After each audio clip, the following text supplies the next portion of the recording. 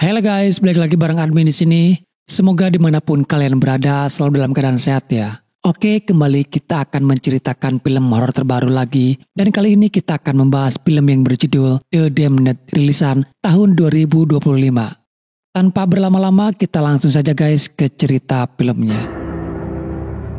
Di sebuah daerah terpencil berselimut salju di Islandia pada abad ke-19. Seorang janda bernama Eva berjuang memimpin kelompok nelayan dalam kondisi yang penuh tantangan. Mereka hidup di tengah malam panjang yang tak berkesudahan, rasa lapar yang menghantui, dan udara dingin yang menusuk tulang. Setelah kehilangan suaminya Magnus dalam sebuah insiden tragis, Eva merasa terpanggil untuk mewujudkan mimpi sang suami. Magnus pernah bercita-cita ingin mengubah stasiun penangkaran ikan kecil mereka menjadi tempat perlindungan yang nyaman di musim dingin yang kejam. Dengan penuh tekad, Eva berusaha keras melanjutkan impian tersebut di tengah keterbatasan dan ancaman lingkungan yang tak kenal ampun. Pada suatu malam saat mereka berkumpul untuk berdiskusi, Eva bersama Ragnar, seorang juru kemudi kapal yang setia, menyadari kenyataan bahwa persediaan makanan mereka hampir habis. Dalam keputusasaan untuk bertahan hidup, mereka bahkan terpaksa mengandalkan umpan pancing yang seharusnya digunakan untuk menangkap ikan sebagai makanan terakhir mereka. Suatu hari, Eva dan kelompok nelayan dikejutkan dengan penemuan sebuah kapal yang terdampar di perairan es dekat tempat mereka tinggal. Situasi ini langsung memunculkan dilema besar bagi mereka. Apakah mereka harus mengambil resiko untuk menyelamatkan para kru kapal tersebut atau memilih untuk tidak bertindak dan menjaga agar komunitas mereka tetap aman? Keputusan ini tidak mudah mengingat kondisi mereka sendiri sudah sangat sulit. Ragnar, salah satu nelayan yang paling vokal, dengan tegas mengingatkan semua orang, kalau kita bawa mereka ke sini, itu artinya kita butuh makanan lebih banyak. Kita bahkan sekarang hampir tidak punya apa-apa lagi untuk bertahan. Kata-katanya jelas membuat semua orang terdiam, menyadari kebenaran dan situasi yang dihadapi. Akhirnya setelah mempertimbangkan semua kemungkinan, Eva membuat keputusan. Dia memutuskan untuk tidak mengirimkan bantuan ke kapal tersebut. Keputusan ini diambil demi menjaga keberlangsungan hidup kelompok mereka sendiri. Meskipun berat untuk diterima, Eva tahu pilihan ini tidak hanya akan mempengaruhi hidup para kru kapal, tetapi juga meninggalkan beban moral yang harus dia tanggung di kemudian hari. Di keesokan harinya saat Eva berjalan menyusuri pantai, dia menemukan sebuah tong besar yang terdampar di pesisir pantai. Dengan hati-hati dia membuka tong itu dan terkejut menemukan tong tersebut penuh dengan makanan.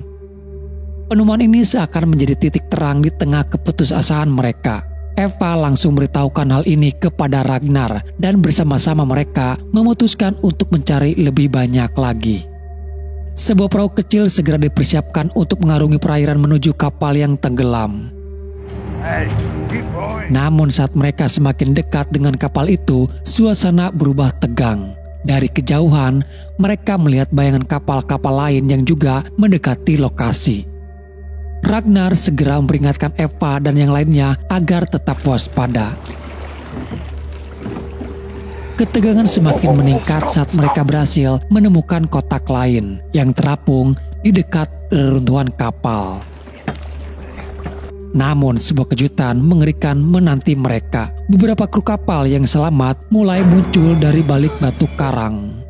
Wajah mereka penuh kepanikan dan tubuh mereka gemetar kedinginan. Mereka memohon untuk diselamatkan. Ragnar yang memegang kemudi berusaha tetap tenang meskipun situasi semakin kacau. Perahu kita tidak cukup besar kalau kita angkut mereka. Kita semua akan tenggelam. Namun para kru kapal yang putus asa tidak peduli. Beberapa dari mereka nekat melompat ke air dan berenang ke arah perahu kecil itu. Eva dan anggota lainnya panik. Perahu kecil mereka bergoyang hebat. Saat beberapa kru yang mencoba memanjat ke atas kapal, Ragnar berusaha menyeimbangkan perahu, berteriak pada yang lain agar menghalau mereka. Tapi justru Ragnar orang yang ditarik oleh para kru kapal itu hingga ia pun terjatuh dan tiba-tiba hilang begitu saja. Keadaan semakin kacau, takut itu malah menenggelamkan perahu. Mereka terpaksa menghantam keras para kru kapal itu. Dengan susah payah perahu kecil itu berhasil kembali ke perkemahan. Namun keheningan menyelimuti mereka. Ragnar yang selama ini menjadi tulang punggung kelompok mereka tidak lagi bersama mereka. Keputusan untuk meninggalkan kapal karam telah membawa konsekuensi yang lebih besar dari apa yang mereka dapatkan. Di dalam rumah, suasana terasa tegang. Semua orang terdiam memikirkan apa yang telah terjadi. Apa yang mereka dapatkan dari mendatangi kapal yang tenggelam terasa tidak sebanding dengan kehilangan Ragnar, juru kemudi mereka yang selama ini menjadi salah satu pilar utama kelompok. Epa yang berusaha tetap tegar di tengah situasi sulit akhirnya menunjuk Daniel, seorang nelayan yang berpengalaman, untuk menggantikan posisi Ragnar sebagai juru kemudi. Keesokan paginya kelompok itu dikejutkan kembali oleh pemandangan baru di pantai. Mayat-mayat korban kapal karam mulai terdampar di sepanjang pantai, membawa suasana yang semakin kelam.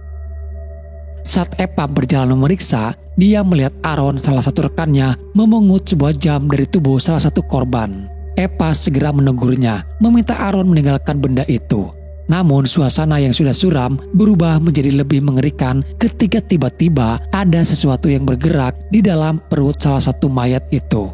Gerakan itu aneh, tidak wajar, dan membawa firasat buruk bagi semua yang melihatnya. Isu-isu tentang kejadian goib mulai merebak di antara kelompok itu. Desas-desus yang awalnya hanya bisikan pelan kini menjadi bahan perbincangan serius. Ketakutan mereka semakin nyata ketika mereka harus menguburkan para korban. Tubuh-tubuh itu dimasukkan ke dalam peti sederhana yang dibuat seadanya. Di tengah prosesi itu, Epa bertanya kepada Jonas mengenai cerita-cerita menyeramkan yang mulai beredar. Jonas hanya tersenyum kecil dan menyebutnya sebagai tahayul belaka. Namun Scully menambahkan bahwa Helga, salah satu anggota kelompok mereka, merasa cemas. Dia percaya bahwa jika mereka lalai, para korban itu mungkin akan bangkit kembali. Daniel yang biasanya pendiam, tiba-tiba ikut angkat bicara. Orang mati tidak akan bangkit kalau kita melakukan ritualnya dengan benar.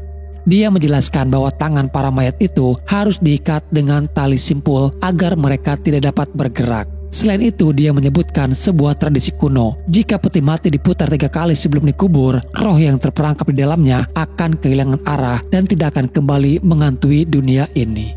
Meskipun beberapa orang mencoba mengabaikan cerita-cerita ini, ketegangan dan ketakutan perlahan menguasai kelompok mereka. Setiap suara kecil di malam hari terasa seperti ancaman, dan setiap bayangan samar dianggap sebagai pertanda buruk. Bagi Epa, menjaga moral kelompok ini menjadi tugas yang lebih berat daripada sekedar bertahan hidup di tengah musim dingin yang kejam. Malam itu Epa berjalan sendirian melewati tempat penjemburan ikan. Suasananya yang sunyi, hanya suara angin dingin yang terdengar. Dari kejauhan, dia melihat sosok bayangan hitam berdiri terdiam menatapnya. Sosok itu perlahan mulai mendekat. Merasa terancam, Epa langsung berusaha menghindar. Tak lama, Daniel muncul dan menemukan Epa dalam kondisi sangat ketakutan. Epa tidak banyak bicara, tapi sejak malam itu, hal-hal aneh mulai terjadi di sekitar mereka. Epa menemukan sebuah benda aneh di atas pintu rumah. Sebuah potongan kayu dengan ukiran yang tidak dikenalnya. Penasaran, Epa lalu membawa kayu itu kepada Helga untuk menanyakannya. Helga memeriksa benda itu dan berkata ini adalah sebuah jimat yang biasanya dipakai untuk melindungi rumah dari gangguan roh jahat. Helga lalu memberitahukan kalau kayu itu berasal dari kapal yang tenggelam. Helga percaya kalau jimat itu mampu melindungi rumah Epa dari gangguan roh jahat. Helga lalu menceritakan tentang mimpinya semalam. Dalam mimpi itu dia melihat ada bayangan hitam. Sosok itu terus mengganggu pikirannya dan membuatnya gelisah. Malam itu Epa dan kelompoknya tengah merayakan keberuntungan besar. Mereka baru saja mendapatkan hasil tangkapan ikan yang melimpah. Hasil tangkapan itu cukup untuk bertahan beberapa hari ke depan. Suasana yang awalnya penuh tawa dan kegembiraan berubah ketika Epa tiba-tiba terdiam, wajahnya pucat, pandangannya tertuju ke pintu. Sosok bayangan hitam terlihat samar di baliknya.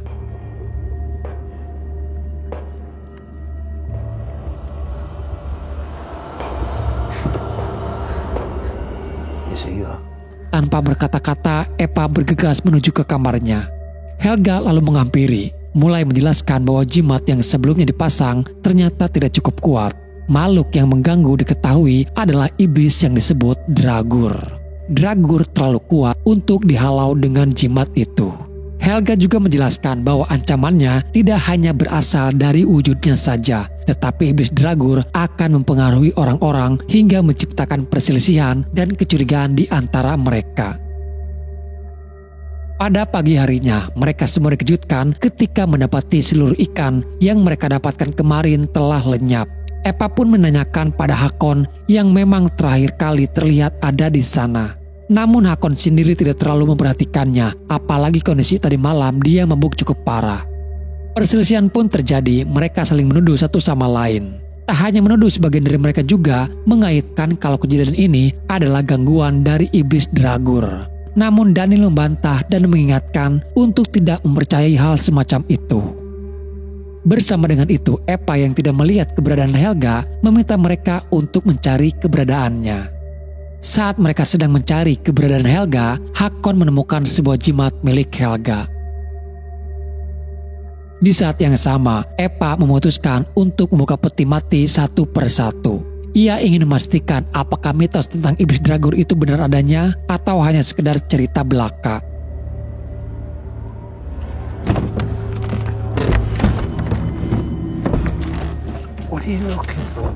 Ketika sampai di salah satu peti yang penguncinya sudah terbuka, mereka semuanya terkejut saat mendapati peti tersebut dalam keadaan kosong. Perasaan ngeri mulai menyelimuti kelompok itu. Epa kemudian meminta Skuli untuk mengambil tali, paku, dan palu agar mereka bisa memaku dan mengikat mayat-mayat lain yang masih ada. Pada malam harinya, suasana semakin mencekam. Semua orang diliputi kegelisahan atas apa yang telah terjadi. Epa yang berada di kamarnya berusaha untuk tetap terjaga. Namun di keningan malam yang sunyi, gangguan kembali muncul. Di pojokan kamarnya, Epa melihat sosok hitam berdiri diam.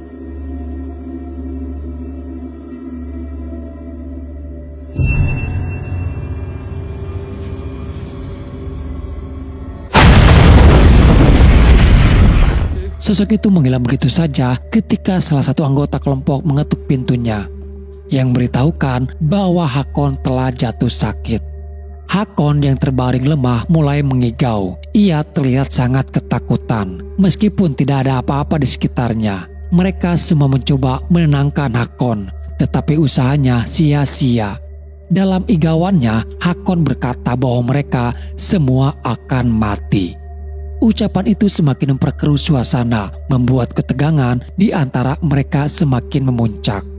Aron yang mencoba menenangkan Hakon justru diserang olehnya secara tiba-tiba. Keadaan menjadi kacau dan tak terkendali. Dalam kepanikan, Aron akhirnya terpaksa menghentikan Hakon dengan menggunakan palu. Tindakan tersebut berakhir tragis hingga Hakon pun tewas di tempat, meninggalkan mereka semua dalam kondisi terguncang dan semakin dihantui rasa takut yang mendalam. Awalnya sebagian dari mereka menganggap iblis Dragur hanyalah sebuah mitos. Namun dengan kejadian ini, keyakinan mereka berubah. Mereka mulai percaya bahwa gangguan Dragur benar-benar nyata. Pada pagi harinya, sebagian dari kelompok memutuskan untuk tidak memancing ikan, masih terguncang oleh peristiwa yang baru saja terjadi. Jonas dengan nada penuh kemarahan menyalahkan Epa atas semua keputusan yang telah diambilnya. Ia menuding bahwa keputusan Epa untuk meninggalkan korban kapal tanpa menolong para kru kapal yang terdampar telah memicu kemarahan arwah mereka, yang kemudian dimanfaatkan oleh iblis Dragur. Tidak hanya itu, Jonas juga mempertanyakan mengapa Epa mengizinkan Helga dan Hakon menggunakan jimat penangkal roh, yang jelas-jelas diyakininya sebagai pemicu kedatangan iblis Dragur. Epa meskipun merasa bersalah mencoba menjelaskan bahwa semua keputusan yang diambilnya semata-mata untuk melindungi kelompok mereka dari kelaparan dan bahaya yang lebih besar. Namun suasana tetap tegang dengan ketakutan dan rasa saling menyalahkan yang semakin membelah kelompok itu. Pada malam berikutnya saat Epa berada di kamarnya, ia melihat banyak bercak darah di lantai. Sosok hitam yang diduga sebagai jelmaan iblis Dragur muncul kembali. Kali ini mulai mempengaruhi pikiran Epa secara emosional. Perasaan takut dan gelisah mulai menguasai dirinya. Tak lama kemudian Scully datang membawa Daniel yang terluka.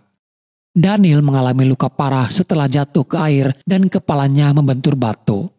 Scully menjelaskan bahwa mereka mengalami gangguan aneh saat memasang perangkap ikan di pantai. Ia tidak tahu pasti apa yang terjadi karena saat itu cuaca sedang turun salju dan berkabut. Namun tiba-tiba Daniel terlihat ketakutan dan berlari tanpa arah hingga akhirnya dia terpleset dan jatuh mengenai batu. Keesokan harinya kondisi Daniel belum juga sadarkan diri. Eva keluar dengan bermaksud mengambil air dari bongkahan es yang mencair. Di sana ia bertemu dengan Jonas. Jonas meminta maaf atas kata-katanya sebelumnya. Eva yang memahami situasi menjawab bahwa ia tidak terlalu mempermasalahkan hal itu. Ia mengerti bahwa ketika seorang berada dalam keadaan panik, mereka sulit berpikir jernih. Saat Eva kembali ke rumah, ia terkejut melihat Daniel yang tampak seperti orang yang tak sadarkan diri. Dalam keadaan yang tak terkendali, Daniel melukai dirinya sendiri dengan sebilah pisau hingga ia pun tewas. Suasana menjadi semakin mencekam ketika semua orang mulai menyadari bahwa iblis Dragur telah berhasil mempengaruhi pikiran mereka satu persatu. Situasi kini semakin mencekam dan teror dari Dragur bisa menimpa siapa saja. Scully meminta kepada Eva agar segera pergi meninggalkan tempat ini jika mereka tidak ingin bernasib sama seperti Hakon dan Daniel. Namun Eva memiliki rencana lain untuk menghancurkan iblis Dragur. Berdasarkan apa yang pernah dikatakan Helga bahwa iblis Dragur dapat dihancurkan dengan cara dibakar. Diketahui bahwa iblis Dragur berada di dekat sebuah kuburan para kru kapal yang tenggelam. Eva, Scully, Jonas, dan Aaron memutuskan menuju ke kuburan tersebut. Dalam perjalanan saat mereka mendekat, salju mulai turun dengan lebat dan kabut tebal membatasi pemandangan mereka. Ketegangan semakin meningkat ketika Eva tiba-tiba kehilangan rombongannya. Mereka semua terpisah di tengah kabut tebal. Dari kejauhan, Eva melihat Scully yang tampak aneh. Scully tiba-tiba menjatuhkan dirinya ke dalam sebuah jurang. Dengan panik, Eva lalu menghampiri Scully. Tetapi sayangnya, ia sudah tidak dapat diselamatkan lagi. Tak jauh dari tempat itu, Eva kembali melihat sosok hitam yang diduga sebagai Dragur. Saat Eva bersiap menembaknya, sosok itu berubah wujud. Dan di hadapannya, ia malah menemukan mayat Helga dalam kondisi terduduk. Eva benar-benar terkejut karena menyadari bahwa ia telah kehilangan beberapa rekannya yang meninggal satu persatu akibat teror Dragur. Sebagai tetua kelompok itu, Eva akhirnya memutuskan untuk mengajak mereka yang tersisa untuk segera pergi dari tempat tersebut.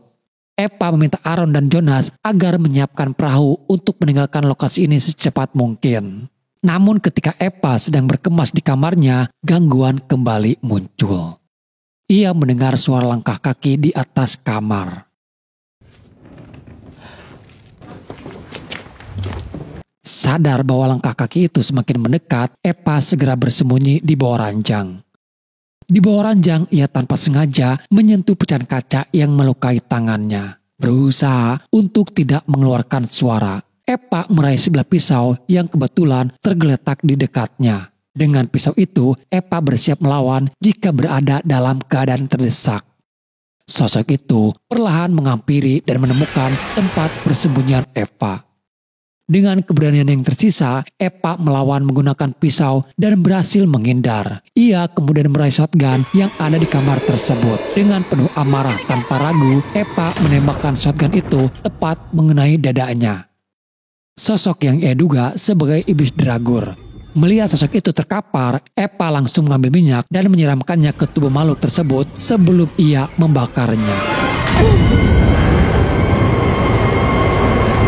Dengan perasaan bangga, Eva yakin bahwa ia telah menghancurkan iblis Dragur. Ia memberitahukan hal ini kepada Aaron dan Jonas, mengatakan bahwa teror tersebut akhirnya berakhir. Namun ternyata semua itu hanyalah ilusi saja. Pada kenyataannya, sosok yang ia duga sebagai iblis Dragur adalah seorang nelayan yang selamat dari kapal yang tenggelam. Nelayan itu datang hanya untuk meminta bantuan, tetapi pengaruh Dragur membuat Eva melihatnya sebagai ancaman. Film berakhir dengan ketidakpastian apakah mereka bertiga selamat atau tidaknya. Dan seperti biasanya guys, film seperti ini sengaja dibuat menggantung oleh sang sutradara agar menjadi polemik di antara para kritikus film. Hingga terjadi perdebatan panjang, lalu timbul spekulasi bermacam-macam, dan berakhir film ini pun tidak kemana-mana, hanya menjadi sebuah misterius yang sangat tidak penting.